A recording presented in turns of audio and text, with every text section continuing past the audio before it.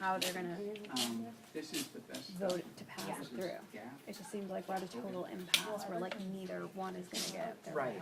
And I don't think Democrats are gonna fold at this point. Yeah, It wouldn't make any sense. no, they've gone this far, why not just keep it going? It's good and it comes up. You'll get bacon winter. Yeah, I know. Yep. Yeah. Yeah. No, I buy hot pink as well. Yeah.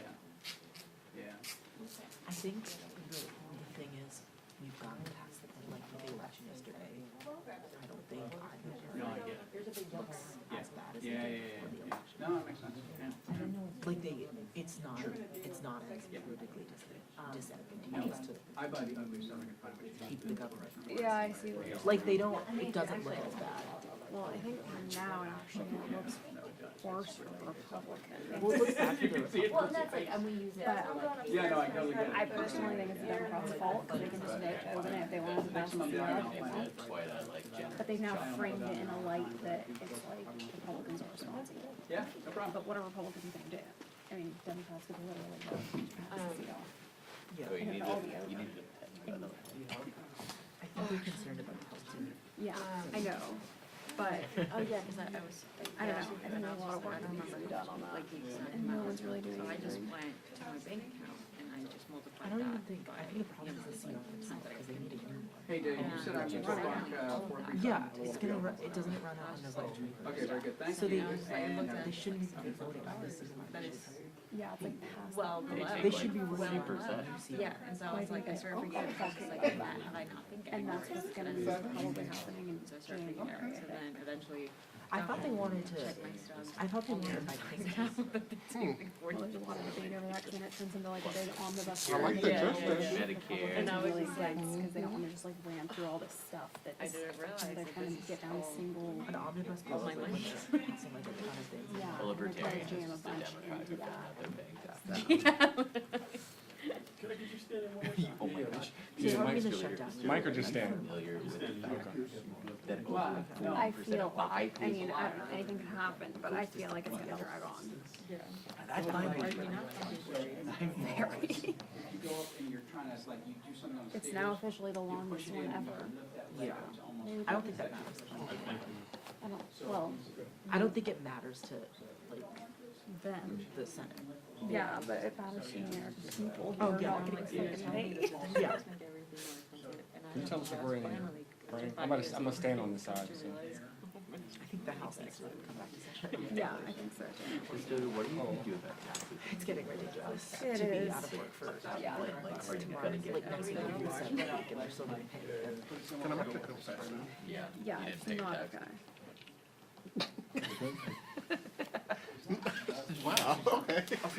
We were talking about taxes. Oh, I didn't hear you, I didn't hear There is you. a lot of Oh, stuff. yeah, I didn't hear, I just, I mean, they need I to get it hear now. But I was like, what? doing what they were elected to do. Oh. So yesterday, when he, y'all were both here yesterday. Was the problem? Were you here? I think. When he. Yeah. I mean, he's thinking that's real talk, not pillow talk. But I had, to, when I went back and listened, I was like, oh, like, I didn't get it in real time. Wait, Oh, what I was he didn't referring even to? listen to that. It was yeah. Yeah. Bro, that's fucking But crazy. that's, yeah. Like, for the life of me, like, I spent all, like, Hey, Bruno. I spent forever. That's Chad's place. Right there? Yep, sounds good. That is, that, I did And the not. reason He'll be here, I just checked in with him a couple minutes ago. We done after this? One can only hope. Like, He did like name drop them Second. in his yeah, tweet. right. Yeah. So I think we that's should how be I- That's so, that's why. So, been working, shopping that for months. so I was like, oh, but I didn't, it did not land. Shoot, sorry, that's me. Earbuds? No, everything's fine in here. Something like that in like the next 5 minutes. I'm creating more problems for you, Kim. These are just my new earbuds, I still don't know how to use them. Yeah, I was doing that. Yeah, I tried earbuds for like a hot second. It just kept falling out of my ears, and I don't know if it's my ears or less weird. So I am the girl that has the cord. Still the cord? I still have the cord. You know, With you on that. I started using them. The thing is, I lose everything. As you know, I think 2 or 3 times I've had to call the gallery because my pass is here. So I'm like, I just have to buy cheap ones. Like these are $30 from Walgreens. Yeah, that makes sense. If I buy expensive ones, I'll lose them like that. Yeah, I get it. Yeah, my mom also like has had the earbuds twice and has lost one. Oh, and then yeah. And the thing is, she said like some of them you can't charge unless you have both of them in the box. So then the other one just died. She was like, Tell her Walgreens, $30. It's not a big investment. I'm gonna give you both so that I can. You can right now at Union right now. Listen, I'll, Walgreens actually has some of the best snacks. Just make Yeah. sure when we're ready, we can I mean, you know, when it's unflip the it. thing that's around. I'm just gonna like go on here so that I don't. Perfect. Testing 1 2 3 4. Testing 1 2 3 4. A B C D E F G. Testing 1 2 3 4. Testing. Testing. Good. I don't. So I was next to a it's okay.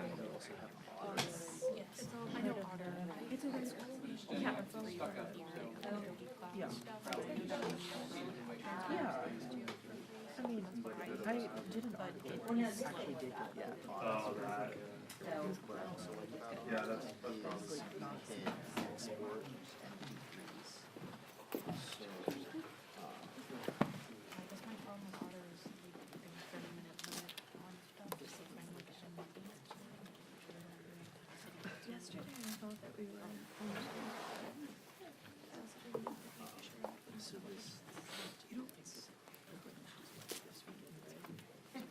I see you in all the sad places. Which is usually where I'm hanging out. I'm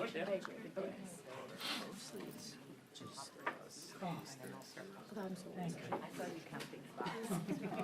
No, my a bunch of in the last time they came in house was like you know how there's just business for the kids at the they can get some like cool weird and they're like we're home together. And that was the last time they were in town. And now I'm like I'm like if that happened like they were literally in my house for like 3 days straight where I didn't come home and I was like I'm so sorry guys. Like I worked, I worked like 2 full overnights plus like throughout the days, and I was like, they were just like living in my apartment, and I was like, I'm so sorry. That was so crazy. I'm sorry. Why would they bring it back? So I think if the Senate were to pass a clean zero tomorrow, then health insurers are on getting marriages, so I could see Johnson doing them back. Jeffries. I don't like. Okay. That's just my take. Have they dressed it?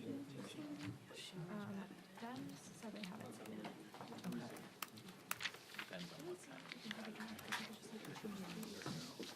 Are they literally just in college?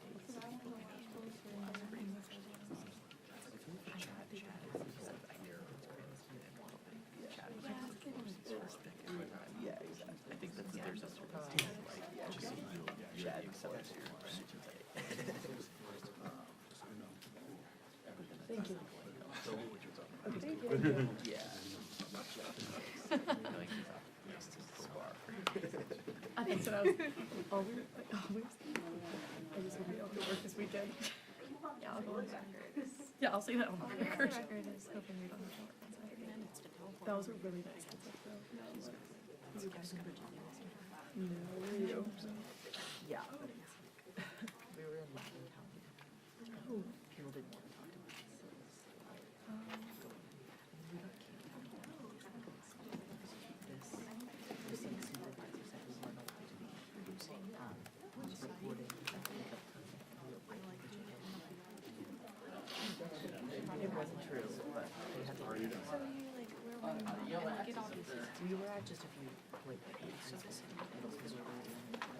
Yeah. Yeah, Rachel was in New Jersey, and she went to like a boarding spot, and then they were saying, and she was like, well, now there's like 100 feet away. Oh, That's like grunt work, I don't want it. I would prefer to like also go to like This environment. where? Big star. So, I got a job with Fox Digital straight out of college. This is his breakout year?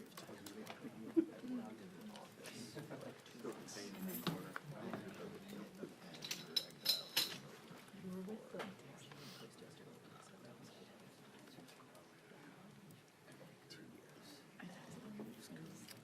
The big question is, does he have a kerchief in his pockets?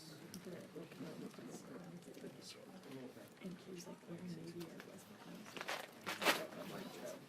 And he just telling story was like, I thought they were doing like outside of the metro.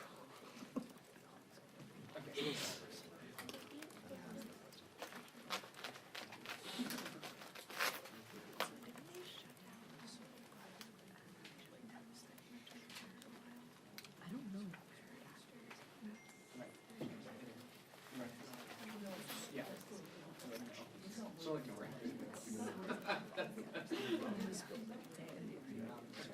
Yeah, it is.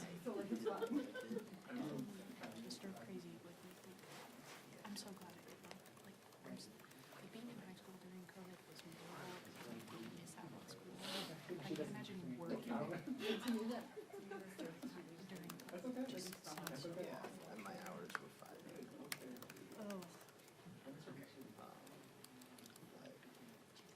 That's so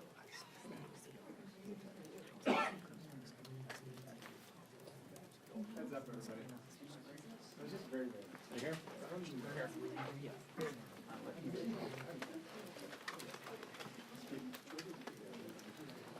it's really cool. What did you do before? I got it wrong. It's not on. My parents go 17 and I was like, here, so you're gonna do that. They're pretty involved. Also, they work for colleges, do recruiting and stuff, so, you know. You gotta say something. 1, 2, 3, 4, 5. Chad, put them here. Testing 1, 2, 3, 4, 5. Is that good? Bruno? Testing 1, 2, 3. Bruno. Testing 1, 2, 3, 4, 5, 6, 7, 8, 9, 10. Testing 1, 2. Is that good, Bruno? Is that good, Bruno? Bruno, yes or no? Is that good? Yes. Okay, thank you.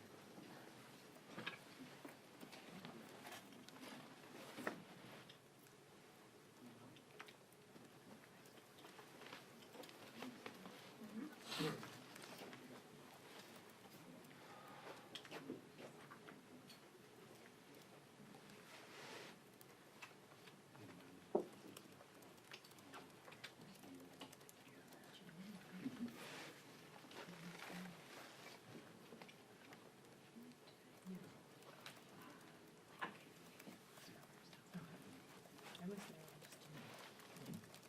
I was like, asking myself, like, I didn't see that he did. I was not there, but it was whatever.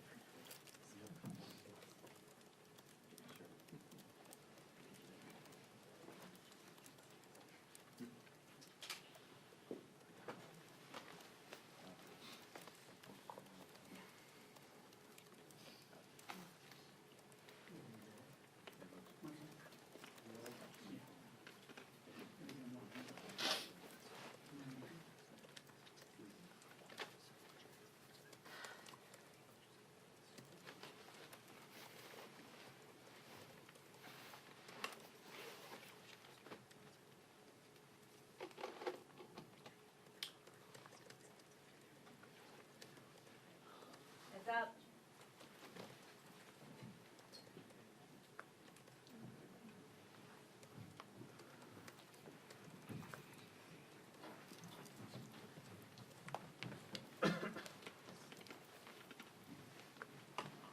Good afternoon, everyone. It's an honor to be joined today by Whip Katherine Clark, Chair Pete Aguilar. We've got Steering and Policy Co-Chair Debbie Wasserman Schultz, Democratic Policy and Communications Committee Co-Chair Lauren Underwood, and DCCC Chair, Susan Del Bene. Last night was a big night for the American people, and of course a big night for the Democratic Party and our candidates who were successful all across the country in making it clear to the American people that we're going to fight to lower the high cost of living, stand up for them, improve their quality of life, address the Republican health care crisis, and push back against the extremism that is being unleashed with record speed on the American people.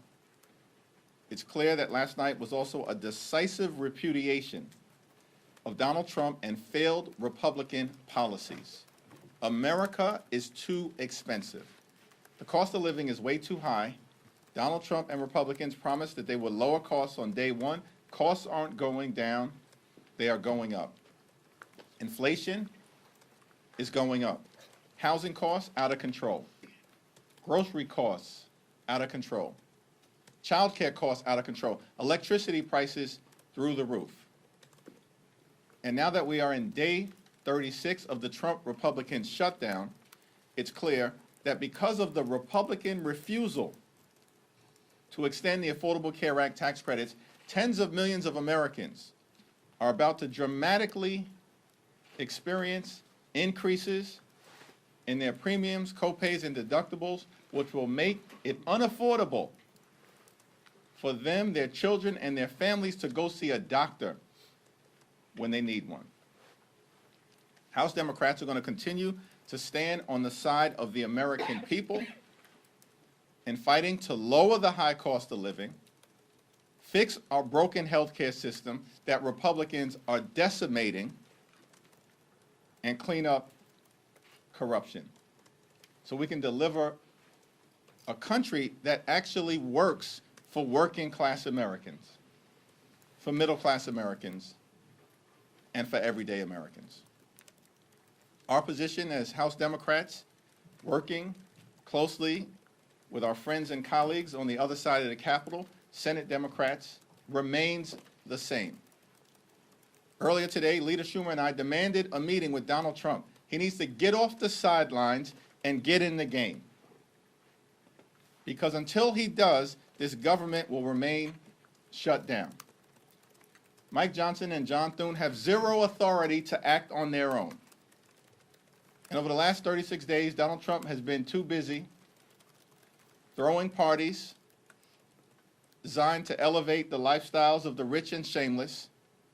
He's been too busy on the golf course. He's been too busy destroying half the White House. And he's been too busy finding $40 billion for the people of Argentina, and yet can't find a dime to prevent children in this country from going hungry. The American people have had enough, and the results last night across the country have made that clear. It's now my honor to yield to the whip, Katherine Clark. Thank you so much, and good afternoon, everybody. It is truly a privilege to stand with this leadership team, and a special thanks to our leader, Hakeem Jeffries, for his moral clarity and tenacity. And here's what the voters told us last night. They want leaders who will protect their health care, who will protect SNAP and food benefits, who will protect Head Start, who will bring down the cost of living.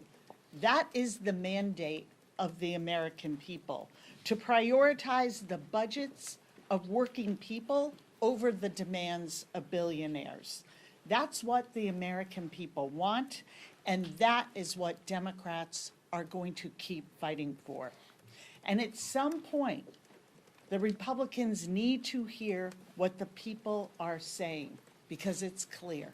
They are saying enough is enough. They see through the Republican spin. They see through the games. They see the last year for what it is, a string of back-to-back broken promises. There is nothing left for the Republicans to do but get back to work. It's not too late to stop these premium hikes. It's not too late to fully fund SNAP and Head Start, Medicaid, Medicare, and the ACA. Our message to the Republicans is clear. Come back to work. Reopen government. Stop cowering and start governing. And I am glad to turn over the podium to our partner in governing, our chairman, Pete Aguilar.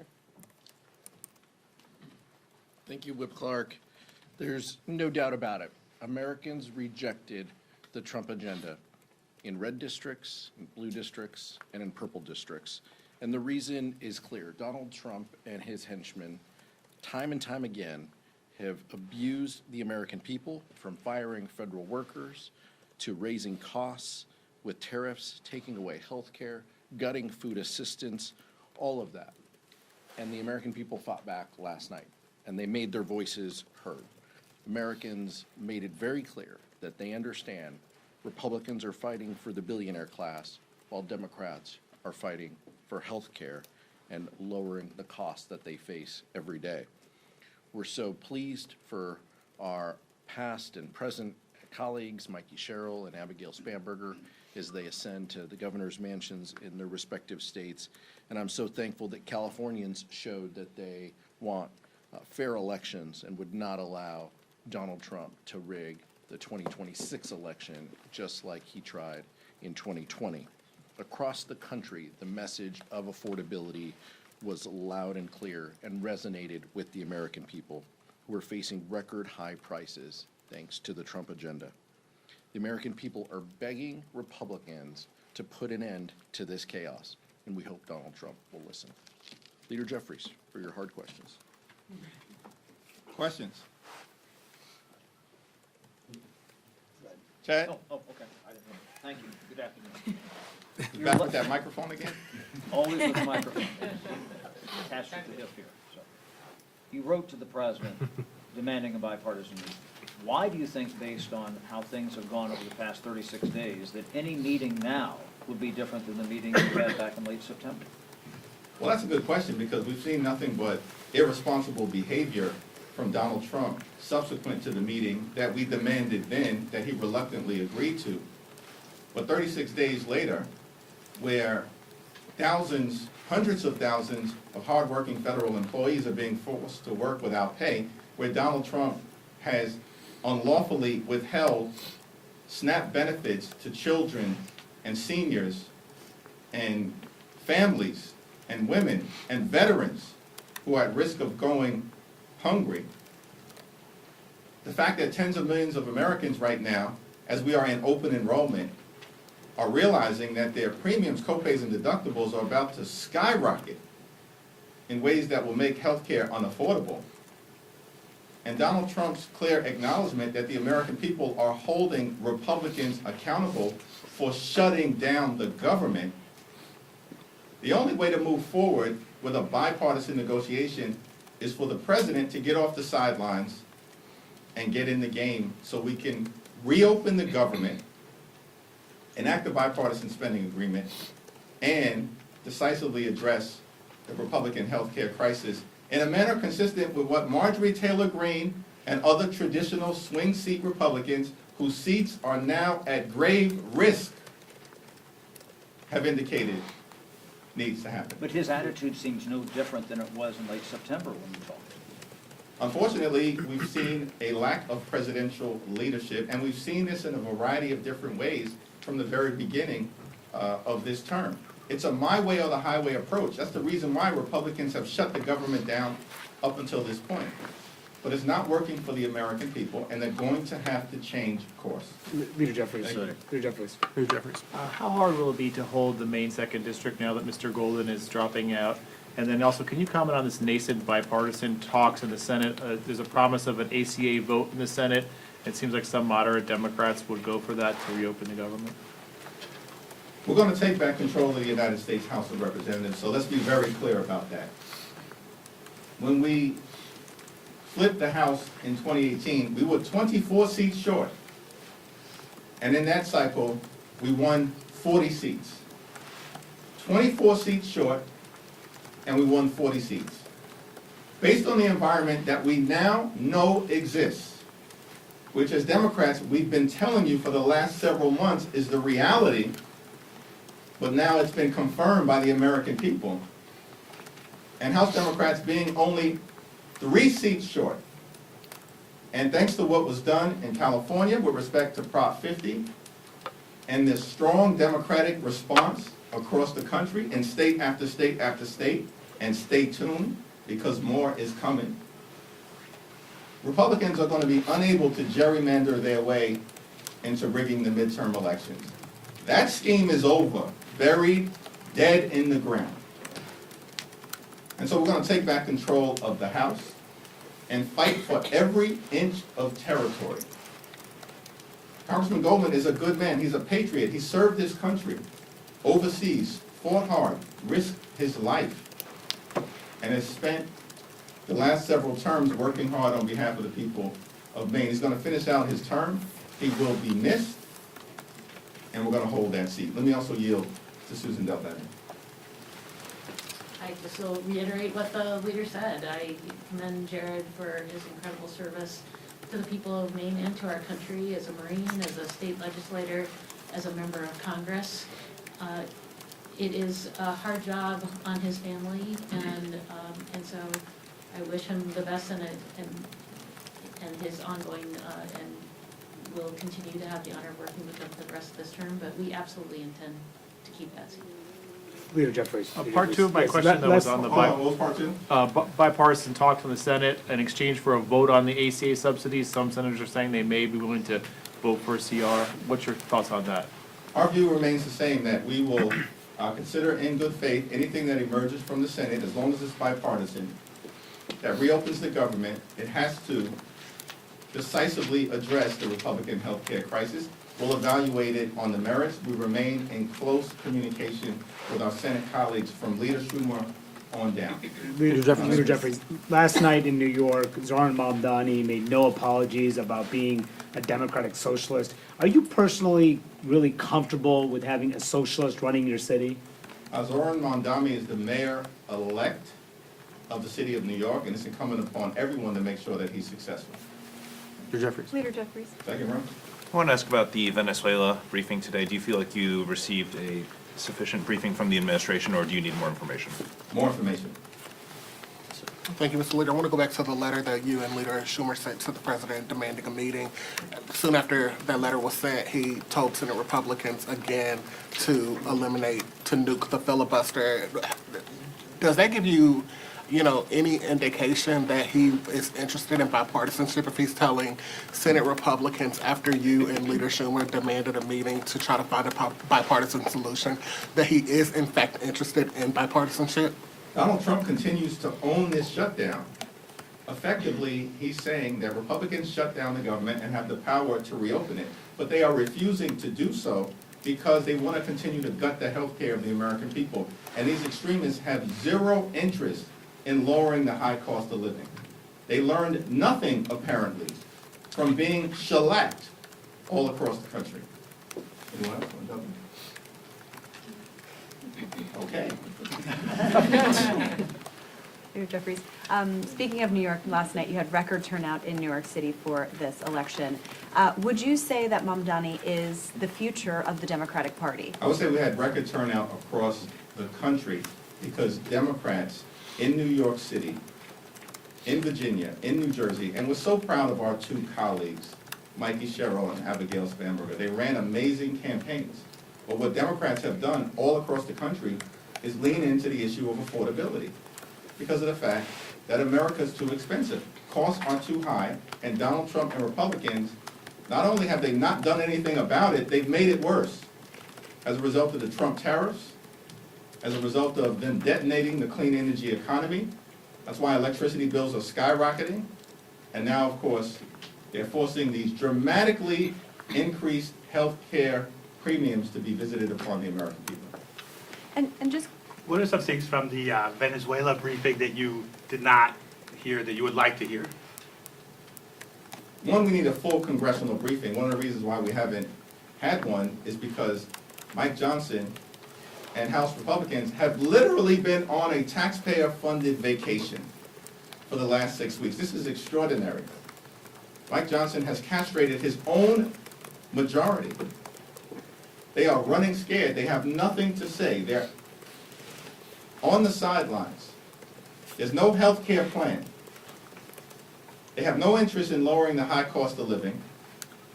And of course, they continue to run this pedophile protection program, which is why they have not sworn in Representative-elect Adelita Grijalva, which is egregious that this has gone on now for 6 weeks.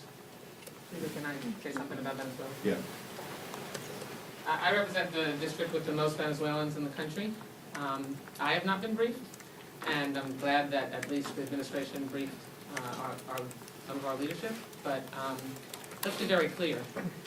This administration lifted sanctions on Maduro, is allowing his regime to be enriched by oil profits, allowing money to flow into the coffers of oil companies, and at the same time engaging in extrajudicial killings with no evidence, short-circuiting what our normal process would be to ensure that you could have witnesses, if you arrest them, who can point you to the top of the food chain when it comes to the drug cartels.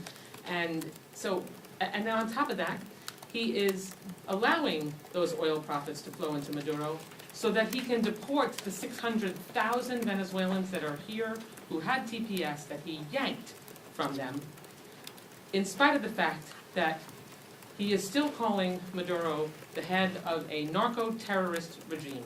How can you justify sending 600,000 people back to a narco-terrorist regime and suggest that safety there has improved? He's a hypocrite. He could care less about Venezuelans or any other Hispanic community, which is why, with the ICE roundups that have taken place for months, you saw huge shifts yesterday in Hispanic communities' voter turnout, flipping from leaning towards Trump to leaning towards Democratic candidates.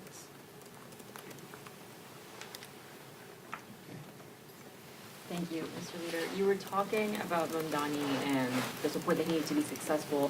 What does he need to do in order to be considered a success for Democrats? Well, this is about the city of New York. Everybody who finds themselves in a position of significance needs to govern in a manner that improves the quality of life of the people that they're privileged to represent on issues related to affordability and public safety being right at the top of the list. Leader Jeffries, thank you.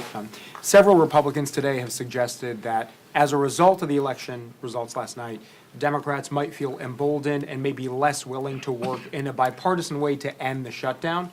Your response to that? We've continued to make the point, and I want to yield to Katherine and Pete and acknowledge that Stephen Horsford has joined us as well.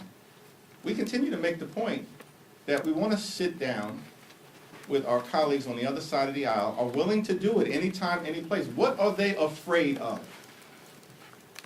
Why are they continuing to be in hiding, unwilling to engage, after being repudiated all across the country? And yet the first thing that Leader Schumer and I did earlier today was to say to President Trump, we're willing to sit down, find a bipartisan path forward, reopen the government, decisively deal with the Republican health care crisis, and actually address the issues of importance to the American people. One of the reasons why Republicans were so decisively defeated all across America yesterday is because their policies have been a complete and total failure. They lied to the American people. They said they were going to focus on making life more affordable and have done the exact opposite. America is now more expensive because of Donald Trump, House and Senate Republicans.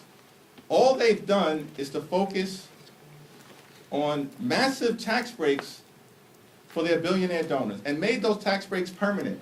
That was the one big ugly bill, while at the same time hurting everyday Americans, including by enacting the largest cut to Medicaid in American history, and in that same bill, ripping $186 billion in SNAP benefits away from hungry children, veterans, and seniors, and now they're continuing that cruelty by unlawfully withholding SNAP benefits from 42 million Americans.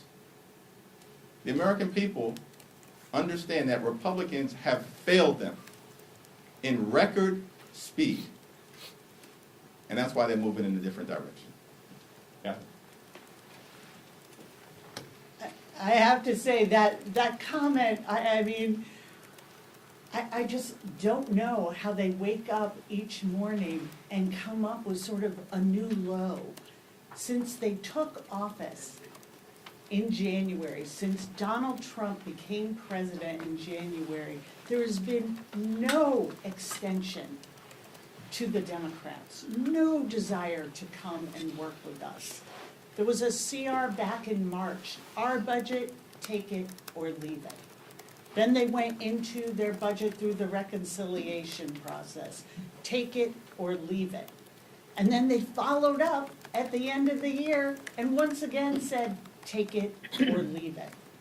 And what we are saying is no to this extreme agenda, that we are not gonna sit by when they say, our job is gonna be to lower costs on day one, and everything they have done in a completely partisan way has made life harder and more expensive for the American people. And this bargain that they have cooked up, that they are going to take Medicare and Medicaid and the ACA tax credits and veterans benefits and medical research in this country and the SNAP program and cut them in order to pay for permanent tax cuts for the very wealthiest. It is outrageous. And where are they? How would they even know what a negotiation looks like? We've been sitting, waiting for them to come back to Washington, and they simply refuse. We are here, we understand that we need to end this shutdown, and we have been shouting from the rooftops. And now we have been joined by a chorus of American voters who are saying, this is not the way forward. We are the ones that matter, not your billionaire donors, not the ballroom off the East Wing, not renovating a bathroom in the White House or throwing a Great Gatsby party during a shutdown. It is about us. And when 60% of American households can't afford the basics, it is long past time. They come and work with Democrats. We understand they control the House, the Senate, and the White House. That's how we got into this shutdown. That is their choice. But we stand ready to negotiate. But you can't negotiate without a partner. So I hope that comment is an indication that they are willing to take in what the American people told them last night and finally come to the table. Democrats' position is unchanged. We want Republicans to come back to town. We want to reopen government. We want the president to directly engage. And the reason why Leader Jeffries and Leader Schumer are asking is very clear. Mike Johnson has proven untrustworthy because he's walked away from deals, bipartisan deals in the past. So it's imperative to go directly to the president because Republicans control this shutdown. They control the levers of the House and the Senate. But even President Trump now acknowledges that this shutdown may not be the right strategy. So it isn't Democrats who are changing our position. That's a question for Speaker Johnson and Donald Trump. They need to get on the same page. Is the shutdown helpful or harmful to their position? We just don't know. But it's clear that the president believes that the shutdown played a role in their electoral losses last evening. We have been very clear. This is about the American people. This is about the affordability crisis that they face. That was the same comments that we said last week and 2 days ago as we're saying today. Republicans need to come to the table. They need to reopen government. The only way to do that, we feel, is direct discussions with the president, who clearly feels the pinch of the shutdown and thinks that Republicans have gone down the wrong path. Third row. Thanks, Leader. Secretary Duffy just announced a 10% cut in flights across 40 major U.S. airports due to staffing shortages. Any reaction to that, and how it will affect travelers throughout the rest of the shutdown? Donald Trump, House and Senate Republicans need to come to the table so we can reopen the government, enact a bipartisan spending agreement, and decisively address the Republican healthcare crisis. That includes hospitals, nursing homes, and community-based health centers closing all across America as a result of Republican policies that are putting the health and well-being and safety of the American people in jeopardy. Fellow speaker, so, sorry, Mr. Jeffries. That's all right, I like the way you said it. So, obviously, Democrats have gained quite a bit of momentum from last night, winning major elections. How do you carry that momentum even as the shutdown continues and people continue to be hurt by it? Well, we are laser focused on reopening the government, on finding a bipartisan path forward, and addressing the issues that the American people have clearly indicated they want addressed, such as lowering the high cost of living and fixing our broken healthcare system, while delivering a country that actually puts working class Americans, middle class Americans, and everyday Americans first, as distinguished from what Republicans have done, which is to prioritize solely their big donors, the wealthy, the well-off, and the well-connected. Stephen, you want to jump in, or Lauren? We're in a spread the love kind of mood today. Well, I would just say it's really clear to me that the results of the election yesterday prove that Donald Trump's agenda is broadly unpopular. His approval numbers show that he's incredibly weak. He's lost. You know, where I'm from, we call that a loser. Democrats, Team Blue, won. And we are here inviting the president to come back to the negotiating table. I think that that's something that the American people would broadly support. It's certainly a winning position. We're very excited for the midterm elections next November. So, I'll just add that what Leader Jeffries has really helped to ensure that the House Democratic Caucus stays focused on are the people that we serve. Not the politics of Washington or the partisanships of the fight here in Congress, but the real life impact of the reckless way that the Republicans have approached this healthcare crisis that we warned them about from the beginning of this year when they were pushing forward on their big ugly bill to give tax breaks to the very wealthy. We warned them then that they were providing no relief to middle-class families in order to keep their health care. We warned them that when they cut $168 billion out of the nutrition assistance program, that it was going to come back to bite them, because it's not just the beneficiaries of SNAP, but it's the local grocery stores who are now losing the economic impact of those dollars. And all the while, this administration has shown us that this has been their plan all along. Cruelty is their plan. And that is their approach. Leader Jeffries has a different approach, and that's one centered on the people and making sure that we stay focused on what it is we're fighting for, and it's the American people and their ability to afford their health care, their groceries, and the ability to get ahead and not to fall behind. Second row. Earlier you talked about how tying Jay Jones to Abigail Spanberg wasn't a winning strategy for Republicans. Now they're trying to do it with Mamdani. Why is that not a winning strategy for Republicans? We're going to continue to stay focused on the issues that are of importance to the American people, putting the affordability crisis first, driving down the high cost of living, addressing the growing inflation that Donald Trump and Republican policies, including through the tariffs, have brought to everyday Americans, and of course addressing the healthcare crisis, which is an American crisis. It's not a political issue for us, it's an American crisis. And we're seeing that all across the country. In fact, the 5 states that will be most impacted as a result of the Republican failure to extend the Affordable Care Act tax credits are West Virginia, Wyoming, Alaska, Tennessee, and Mississippi. 45%, a strong plurality of the people who are adversely impacted throughout America by dramatically increased premiums because of the Republican refusal to extend the Affordable Care Act tax credits are registered Republicans. This is not a partisan fight for us. It's a patriotic fight on behalf of the American people. Thank you all. Thank you, Mr. Leader.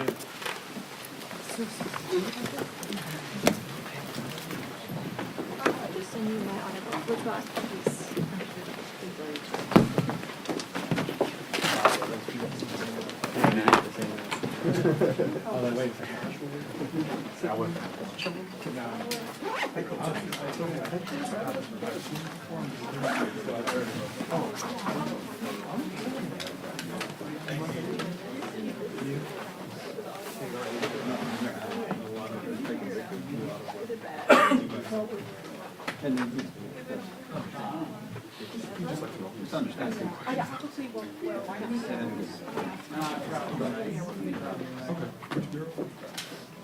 Was I being told to distance myself?